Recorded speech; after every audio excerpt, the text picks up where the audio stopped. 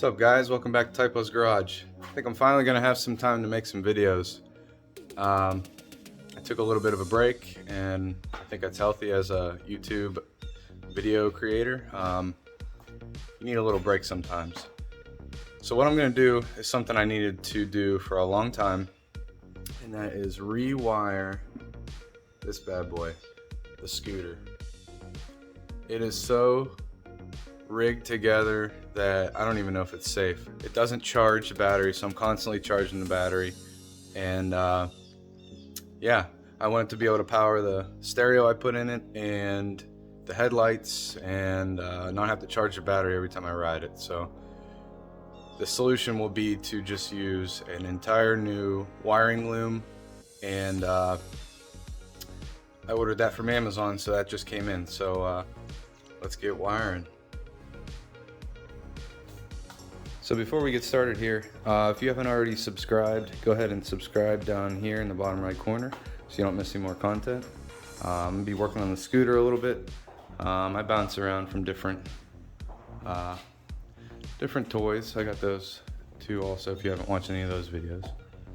So I also have this now too. I just put new wheels on it, so I needed a set of wheels. So if you guys are curious what I'm working on here, this is a 2005 Wildfire 150T, or T5. It's a cheap Chinese scooter, but it's very similar to every scooter that is on the market. It's a 150cc GY6 engine. It's air cooled, pretty easy to work on. It's carbureted, so literally any part you can find for a GY6 on Amazon works for this motorcycle, which is amazing. So I ordered an entire kit, a wiring kit. It was 40 bucks. So it looks like it comes with a stator. It comes with the regulator, rectifier. Looks like we got a coil, a new ignition, which is nice because my ignition fell off, and you also have to use switches to turn the lights on and the ignition on, so that'll be nice to have an actual key. Comes with a CDI. I have one that I use, but black seems to do good.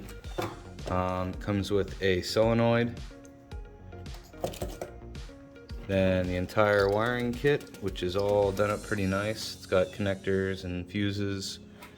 And then it has the right hand. No, this is the left hand. No, that's the right hand.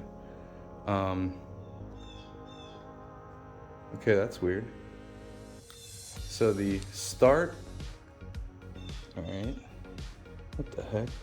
So this, everything is on one. So if you look on here, I have lights, starter, and then I have, I have turn signals, brights. Oh, sorry, that was a kill switch. That also does not work on this. Then I have a horn on that side. So I'll probably keep the turn signal and horn on that one, and then wire in the, oh wait, what the heck's wrong with me? This is a kill switch. No, that's turn signal. So there's no kill switch on this. So, oh, it has a choke lever right here. See, I won't need that because this scooter has an automatic choke, an auto enricher on the carburetor, so you don't need a choke. And it also comes with a spark plug. So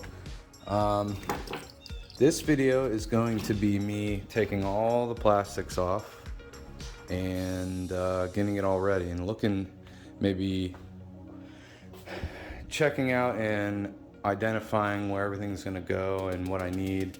And I also want to wire in the stereo system because I liked having that. Although it drained the battery really bad, which is the reason I'm doing this. So, all right, so today's video is gonna be taking all the stuff off of this, so stay tuned. So I'm not gonna show taking off all these panels.